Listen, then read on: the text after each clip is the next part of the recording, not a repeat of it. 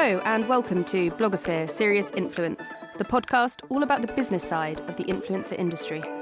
I'm Alice Audley and I'm the founder of Blogosphere, which hopefully you've heard of.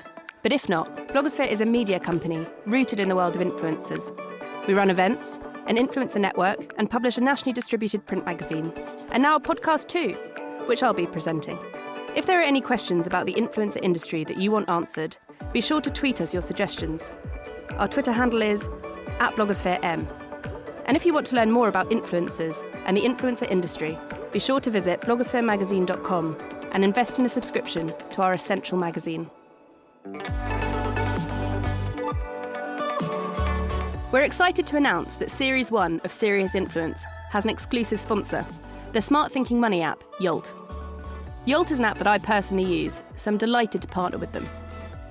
You can sync your accounts, credit cards and pensions in one view and track your spending habits, how much you're spending and what you're spending it on. I buy a lot of coffee. Yolt takes the stress out of budgeting and gives you the tools to achieve your financial life goals. For me, that's a trip to French Polynesia. Download Yolt for free from the App Store or Google Play Store today. Today on Blogosphere Serious Influence, I'm joined by Rupa Shah. Rupa is a compliance expert and worked at the Advertising Standards Authority for 13 years. She founded her own influencer marketing consultancy, aptly named #ad, last year, and advises brands and influencers on best practices, including disclosure around advertisements. Before all this, Rupa started her career in broadcast journalism and also has a degree in law. I studied law at university, but actually I think I always knew very early on that I probably wasn't going to follow a traditional legal career. And I was really keen on journalism. And actually, so as soon as I finished my law degree, I went straight into a postgraduate diploma in broadcast journalism and then worked for probably about a year or so for TV production companies as a creative and as a researcher. And then I heard about the job at the Advertising Standards Authority, which was an investigations job, and it just looked really appealing. What was that sort of job, and did it tie in with anything that you were doing? It did, because it coincided with the time when the ASA were just taking on board a broadcast remit. So previously they had only looked at non-broadcast complaints, so complaints from magazines and newspapers, etc. But they were expanding and they were starting to look at complaints about TV ads. So my broadcast experience was really helpful at the time. And also the legal background, it seemed to work really well, because when you're working at the ASA, every day you're interpreting the code, which is the CAP code, which contains all of the information about the rules that influencers and people from all sectors of marketing need to abide by. So the CAP is a Committee of Advertising Practice? Yes. So tell me about the complaints that were coming in on TV ads at that time. What was the typical? So we had a range of things. I looked at one which was it was a government campaign quite early on, and that surprised many people because they didn't understand that actually the ASA has remit to investigate a government campaign, and that was a salt reduction one. So that was pretty interesting because it was a lot of evidence that needed to be looked at, and actually we came down. We took a middle ground on that one in the end because, everyone knows you need to reduce the amount of salt, but I think the ad just took it slightly too far and sort of implied that it was dangerous, whereas salt's quite important for everybody. So they were saying that you need to reduce it further than you did? Yeah, I think it was a bit absolute. I think they went just slightly too far in the amount that you needed to reduce it. And the impression given was that I think they used a slug, and everyone knows if you pour salt on a slug, how dangerous it is. So there were some objections from the salt industry at the time that, you're really taking this too far. Everybody needs salt, so let's try and get a moderate ground on this. And what year did you join the ASA? When are we talking? I think it was 2004. Which coincides with the launch of Facebook. So you were there throughout the birth and evolution of social media. How did that change within your job role during your tenure at the ASA? Well, actually, it took quite a while for the ASA to come on board with social media and websites in particular, because actually they were outside of our remit when I first started for many years. And then when we first sort of agreed to look at websites, there was a question of, well, what part of a website is advertising? Is it all of it? Is it just the page that's got selling points on? So all of these issues needed to be ironed out, and I think they did it in quite a good way. It was a careful process, a ruling, a little bit more consultation, another ruling to sort of get to a stage where everyone was in agreement of exactly what parts of the internet we can regulate, because it's huge. And how big is the team at the ASA? How many employees do they have? I think when I left, there were probably about 100. And I think you're probably looking on casework, maybe around about 60. So actually, that's not very big. And, you know, if you think of us as the guardians of the internet, that's tiny. So, yeah, it's a tough job. But the fact is they rely on complaints. And at the time, you know, we weren't actually getting as many complaints as you might think, because people probably didn't realise that the ASA did look at the internet or regulate the internet. When did social media complaints start for you? So I suppose at the biggest point it was from 2012, I would say. That was the point where the turning point, where we were starting to see more. And I think we started to see social media really burgeoning, people using it, you know, not just the stalwarts who you could, you know, switch between every type of Facebook platform, social media platform, but, you know, the general public was starting to use social media at that point. So, yeah, it's probably around about 2012. And then, obviously, you get the subtleties and the changes within each platform, and you get different things, for example, Instagram stories and amendments to Twitter and the amount of characters. So all of these had to be fed into the policy of how the ASA considered ads. Did you find that the ASA moved quite slowly with adapting to changes? It was a tricky ground, because ultimately they're not creating new media. I mean, they had to be reactive to it to a certain extent, because that's their job. They aren't there to tell advertisers what to do. They're not the creatives, and we weren't the creatives. So we had to be reactive to what the industry was doing. So in a way, you're always one step behind. Yes, I suppose that was a big criticism that was levelled all the time, that suddenly social media, when it exploded and it became actually a monetised industry rather than just your simple editorial blogs. Perhaps, the ASA didn't necessarily know exactly what was going on. What is the worst thing that the ASA can do in terms of punishment to somebody?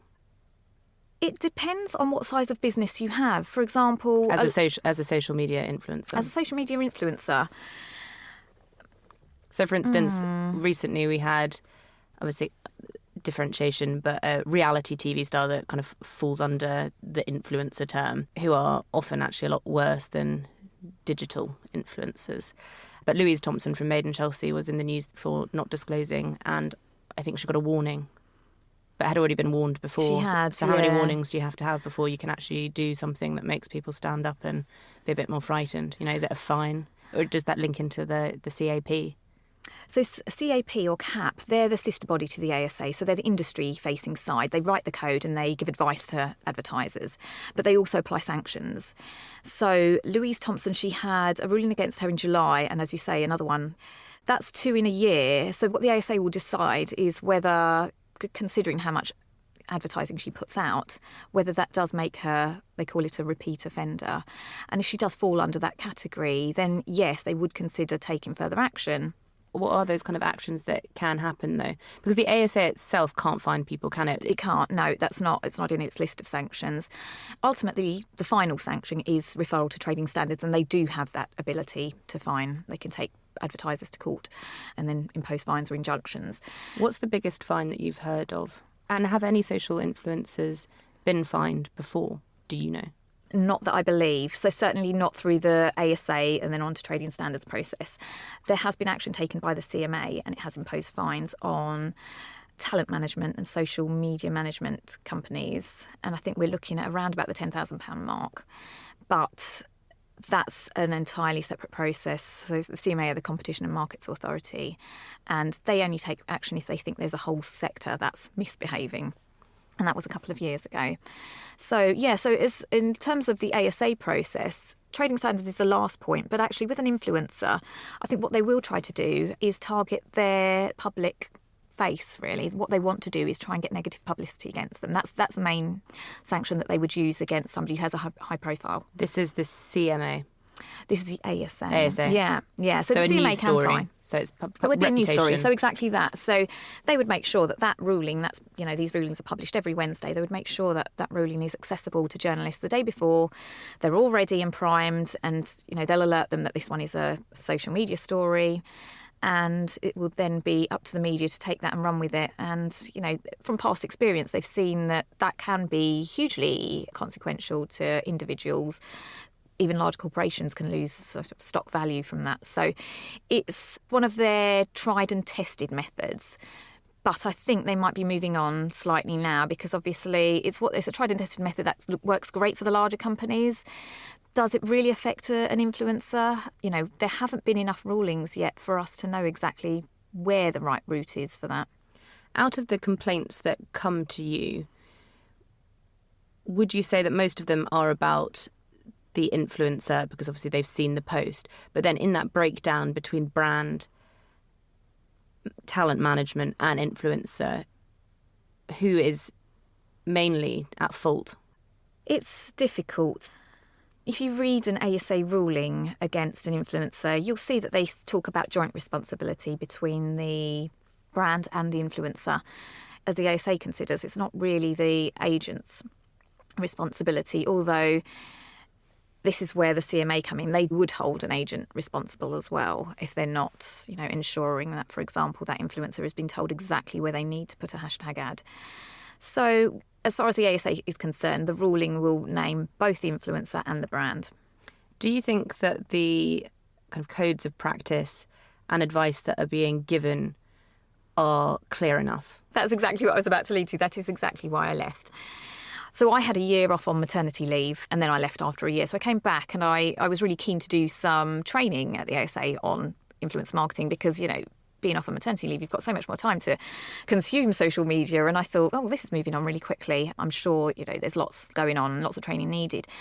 But actually what I found on returning was potentially the ASA weren't necessarily keeping up and the training wasn't available, or I just felt that this was a really fast-moving industry, and actually the information that we were putting out, as CAP, didn't really target those who really wanted to know more. There were some high-level sort of help documents available, which potentially, if you're in the legal team of a large brand or a large talent agency, that would make sense to you. But down on the floor, if you're a marketing manager or you're leading a team, potentially of influencers, it didn't really make sense. It wouldn't really answer all of the questions that you needed. And it also wasn't really that easy for people to get in contact with CAP and get the advice that they needed that way, sort of a direct route in. Did the ASA have an advisory board of influencers that they talked to? Was that a thing? No, they didn't. There wasn't a thing. And right now they're running a project where they're asking for responses from the social media industry to find out a little bit more about how consumers recognise what an ad is. So it's happening right now. But as you said, this is, and as I said, this has been around for a long time and there have been ads on social media for a very long time. So actually that input would have been very welcome a lot earlier. I also think that on the one hand, you've got people saying that they're kind of trying to get away with making it not look like an ad. But the root of the problem, the biggest cause of the problem, is actually education. In terms of the influencer? Yeah, I think a lot of influencers don't really know what they need to be. I'm sure that some people, the rules have been around for a while, and obviously if someone has paid you to do a post at a certain time and have control over it, that is an ad. Yeah, I agree. I think there are so many issues around disclosing. It's not just that you should disclose, it's where, how prominent, what is the right disclosure message.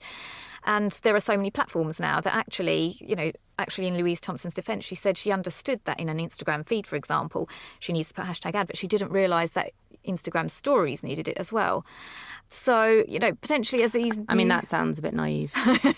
Potentially. Yeah. I think the problem is, though, because there are so many different types of platforms and the advice is either very generic that you get from CAP or it's very particular to one particular platform, that actually what you're expecting an influencer to cross-apply it in various scenarios with limited space, it's tough. It's difficult for them to understand exactly where things need to be.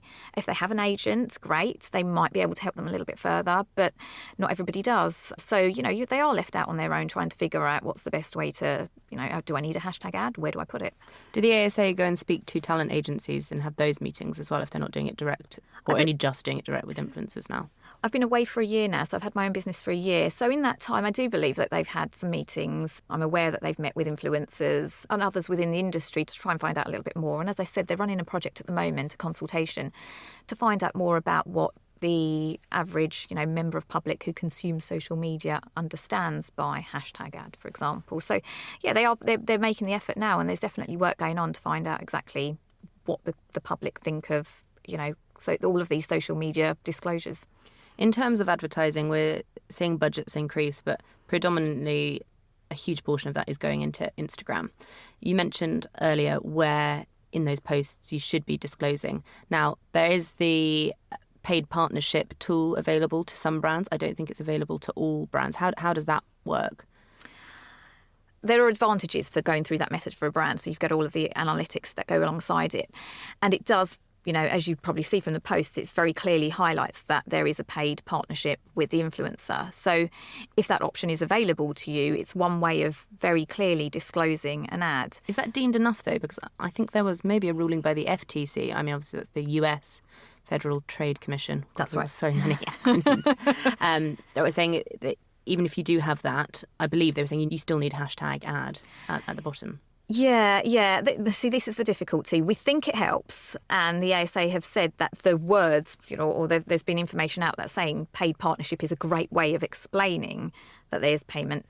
But there is some ambiguity over partnership. So the ideal scenario at the moment is still to have hashtag ad, not hashtag spon, not hashtag sponsored, to have hashtag ad. So what about hashtag SP? Seen that around? Yeah, not great, no. I think because in the UK especially, we understand sponsorship to be zero editorial control. I mean, sponsorship on a football shirt, for example, that company is not telling that team how to play, what to do, anything at all. They're just giving them some money. There's no control, editorial control there.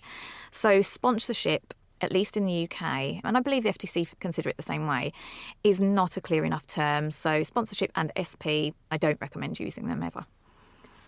I wanted to talk to you a bit about press trips, big press trips where they take influencers away. Obviously, not speaking to someone from the press department who has outlined what happens on those, but hypothetically speaking, you're taken away on a trip, but then within the trip, you're told that you need to do at least 6 posts using a hashtag. You are not being paid for that. You're being taken on the trip. How should you disclose that? That needs to be disclosed. So every post needs to be disclosed. In what format? With ad? With hashtag ad, exactly. So if a influencer is gifted a trip, they might not be given expenses, but the trip itself, potentially, if they're gifted that forms the payment part of the sort of 2-step rule for whether this is an ad. So it doesn't matter that they haven't been given cash. If that trip has been paid for and they're told to produce 6 posts, then all of those posts need to be disclosed with hashtag ad. Let's talk a bit about affiliate links, because that's kind of come up too. How do they need to be disclosed? It's exactly the same as advertising. Affiliate links are a form of payment that isn't necessarily clear from the nature of the wording of that link, so the letters in the link or the wording of the link. So if, for example, on YouTube you have a sort of list of 6 affiliate links on there, there should be some description there, very clear, and it shouldn't be buried at the bottom, and you shouldn't have to scroll down to find it, explaining that these are affiliate links, and going actually further and explaining what affiliate means, because currently there's an argument as to whether people understand what affiliate means, that it actually is payment. Payment will be given to a brand if you click on that particular link. So I've seen some great examples. Quite a lot of makeup and beauty bloggers have got some great disclaimers on there explaining what their affiliate links are. But the key thing is to be very clear which are affiliate links, if you've got a mix of links that are and which aren't. And actually, if you've got a post, for example, again, a YouTube video, all of your links are affiliate links, and actually the main content of your video is about advertising, then actually what we would say is that entire video needs to be labelled as an ad. There was some talk recently, whether on sponsored Instagram pictures, that on the actual picture there should be hashtag ad as well, which, I mean, it would look pretty ugly. Do you think that's a step too far? Well, I think it is. I mean, I talk about hashtag ad a lot, partly because it's the name of my company and it helps, but actually it's not really the only way of disclosing. It's a really good way and it's an industry established way, but if you want to use your own tone of voice, then you can use that and introduce the fact that You were paid somehow to produce this content or to promote that product. And if that means you want to put up a little sign on your picture or while you're talking in your video, feel free to do it. There are various ways. It's not that you only should use #ad. Do you think that we're seeing social media influencers being picked on a bit by the mainstream press for not disclosing when actually there are still some dubious actions going on within magazines? I think you're right. I think the press love to particularly take on reality stars. So any mistake they make, whether that's in terms of what they're wearing and what they're doing or who they're with, they're always going to get picked up on because they are taking the limelight. So I feel that the mainstream press, though, can have some time for people that have been in a traditional form of media and then have influence outside of it. But people that have made their name purely through social media, that's where it really jars with them. So any excuse to say how bad they are. I think the problem is because if there's any type of challenge to their authenticity or their following, if you consider that their following is not necessarily organic, which you quite frequently have with someone who has an alternative career, they've given credos for that alternative career. So potentially, they have less sympathy for them. But in terms of whether they've got it wrong and the press jumping on an ASA ruling, the fact is there has to be a complaint first for there to be an ASA ruling. So somebody's complained, somebody's found that particular social media star, whoever they are, to be at fault. Do the stories about traditional publishers breaking the regulations or not adhering to the regulations hit the press too in the same way? Probably not. I mean, they probably did 5 years ago, and it was big news, and it was a way of actually enforcing rulings against them because, like I said, it's a great way for, negative publicity is a great way for the ASA to make sure that those people they are ruling against comply. In terms of whether that's what we see in the news right now, so if you go to the ASA rulings page right now and have a little look through, you'll probably see Louise Thompson's ones on there right now, but, that's maybe 10%. There are probably 9 other rulings on there that are nothing to do with potentially social media, or they might be websites and they might be traditional press complaints. So, but they're not being picked up by the news because do people want to read about those? Probably not.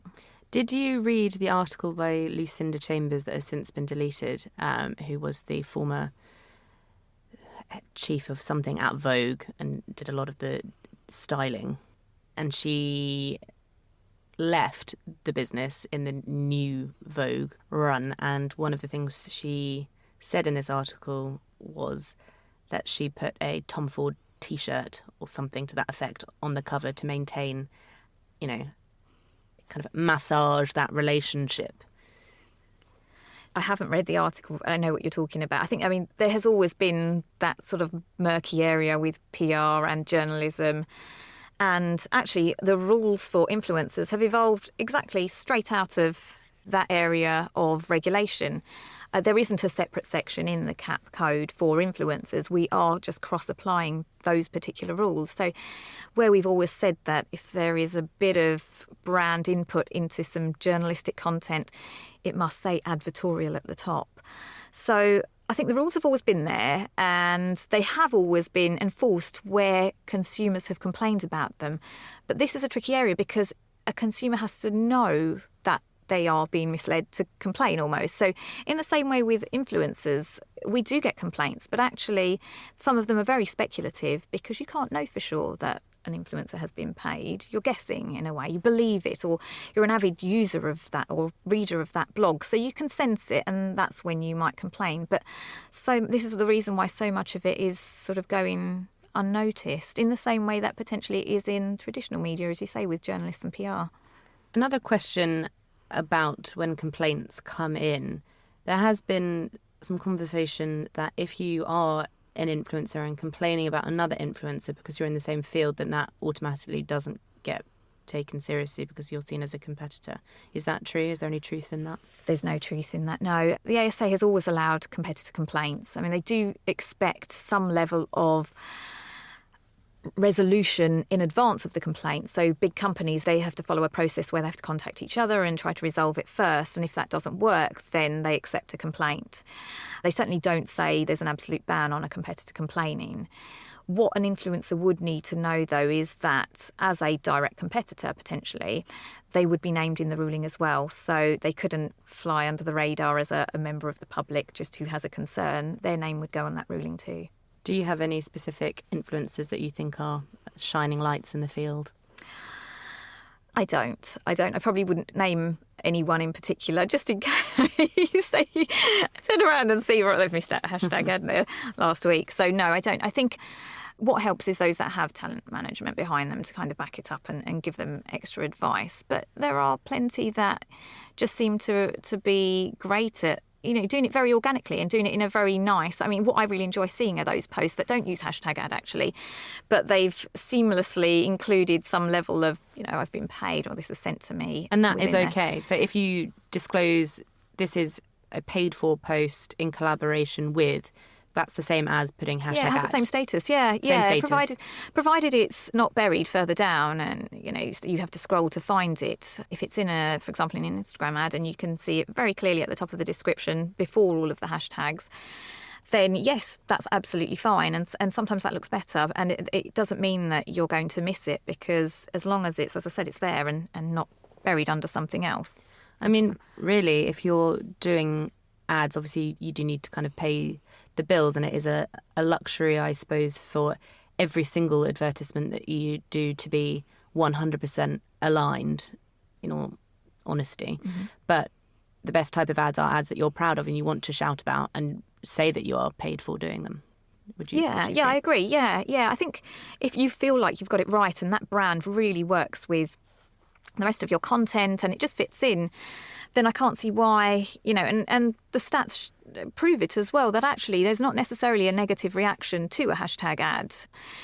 What is the sort of data on that then? Does engagement drop when there is hashtag ad, or does it not drop as much as one would think? It doesn't drop as much as one would think. I've seen a whole variety of stats on this. It depends which agency you go to for it. But the general consensus is it doesn't necessarily, it's not hazardous, certainly, to you. And actually, you'll see a drop if it's a really jarring ad and it's a product potentially that really doesn't fit with the influencer.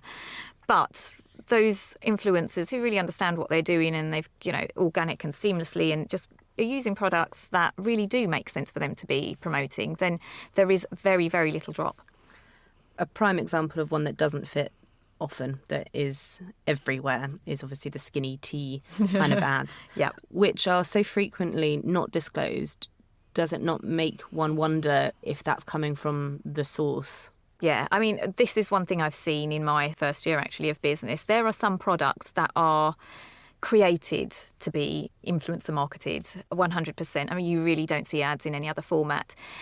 And there are some products that you can almost be pretty certain the message going out, if it may not be a deliberate, please do not hashtag ad this, but the sense is that this is not what we want you to do. So I have to say there are plenty of products, the flat tummy tea type ones, where that is the ethos behind them. And then on the other flip side, I suppose that's kind of a low rent example. And if we're to look at the luxury market that did come under fire a bit earlier this year with Saddlebag Gate, where bags worth upwards of £600 were gifted to a variety of influencers. Could you tell me a bit more? Do you know that case? Could you tell me a bit more about that case in particular, or luxury brands gifting?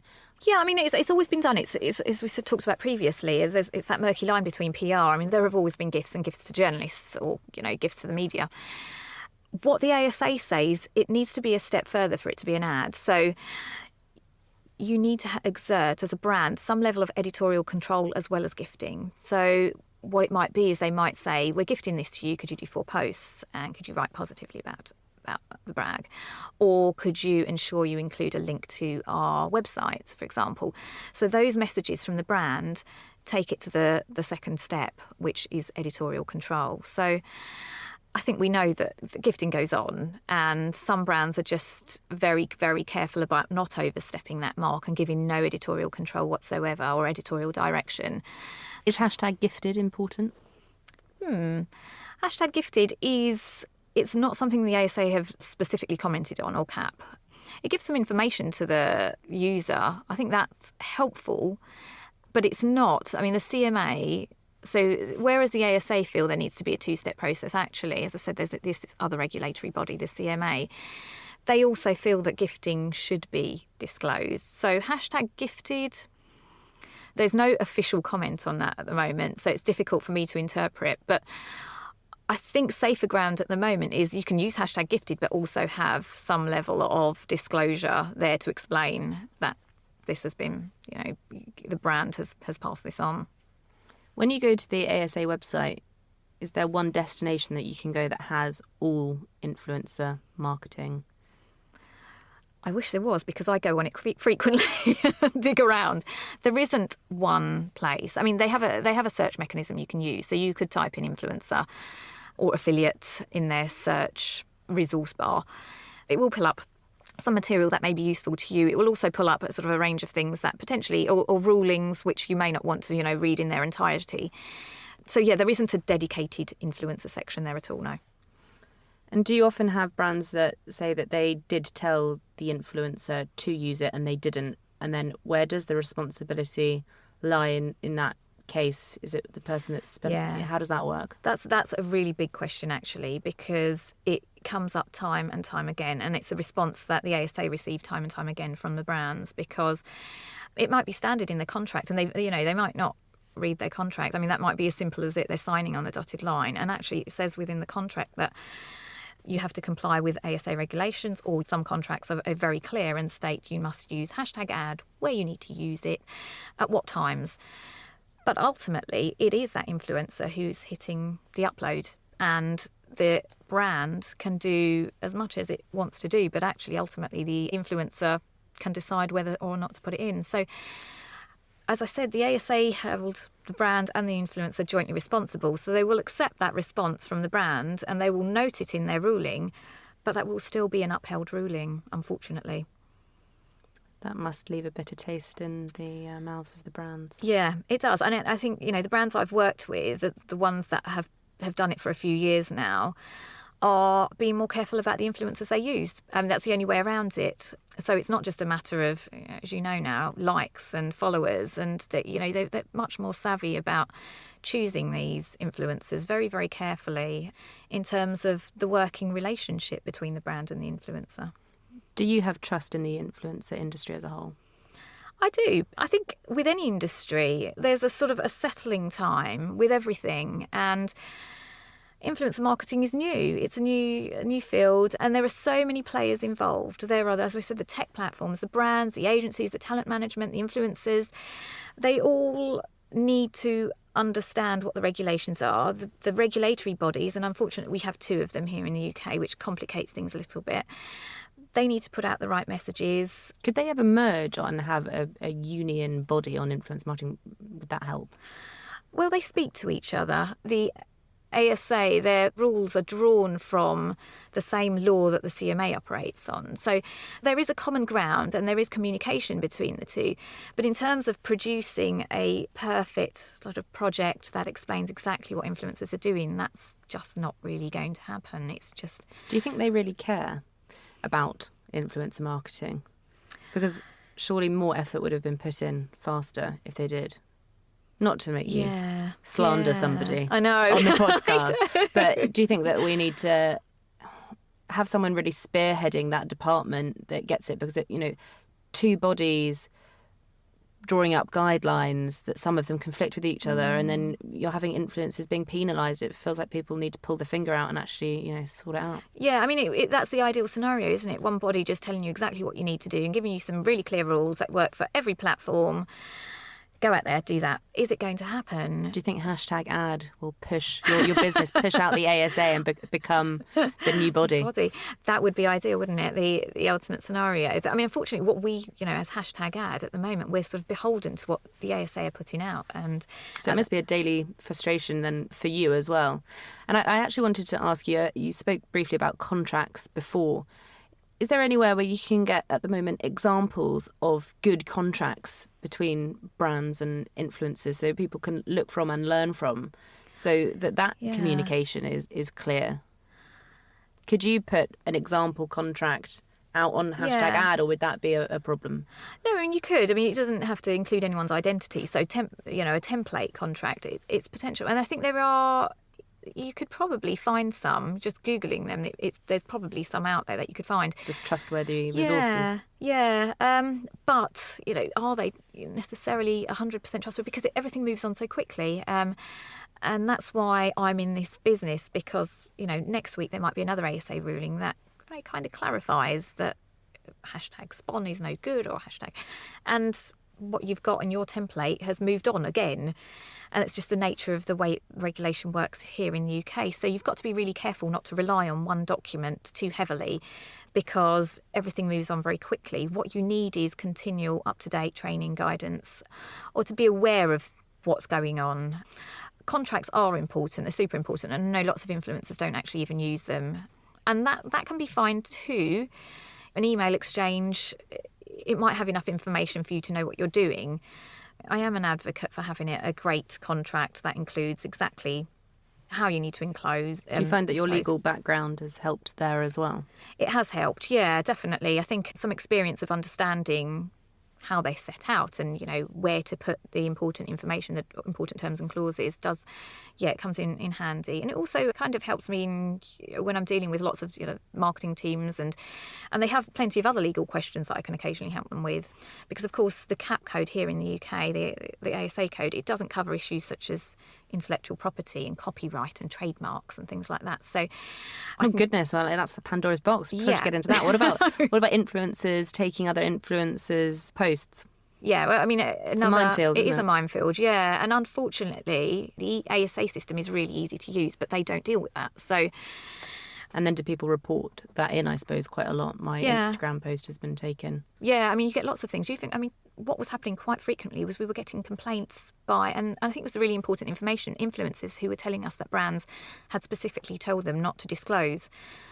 But actually, at the ASA, that's not something you deal with. You can't deal with that. You're looking at ads, and what they're complaining about is the absence of an ad almost. So, yeah, it was very interesting working at the ASA, because you do see all of these areas and you can see the type of things that are being complained about.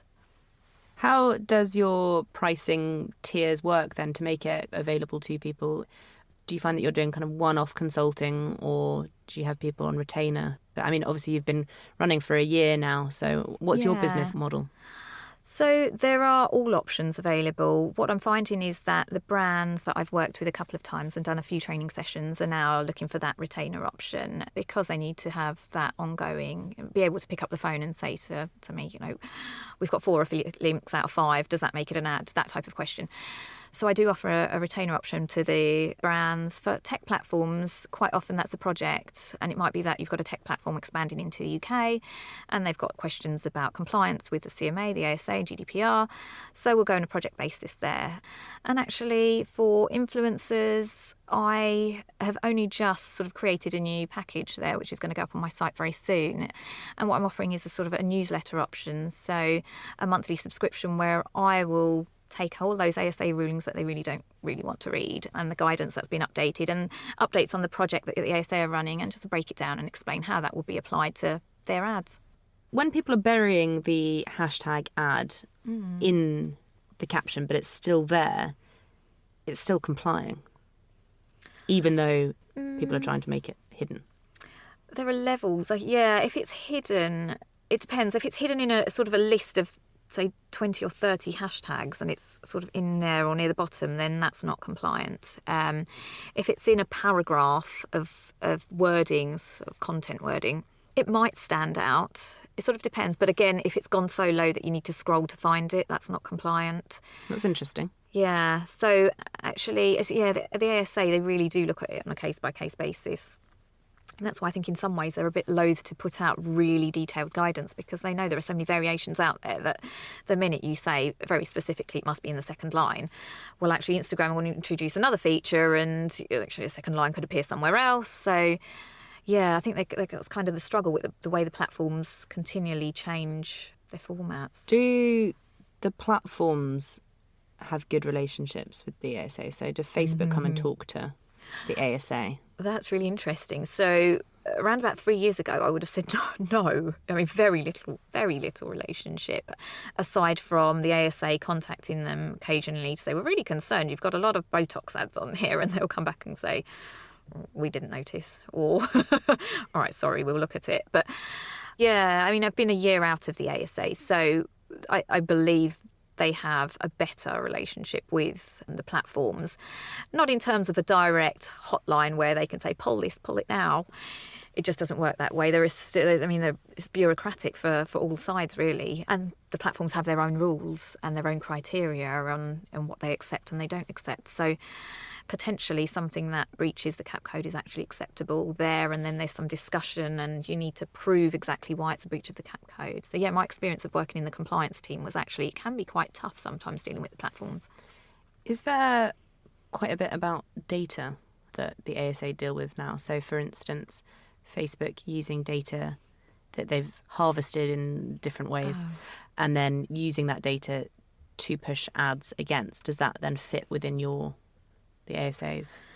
Yeah, there's a bit of a murky area with data. Traditionally, there was a section of the code that dealt with data. They're in a sort of a transitional period with that while GDPR settles in as to how much the ASA can deal with data complaints.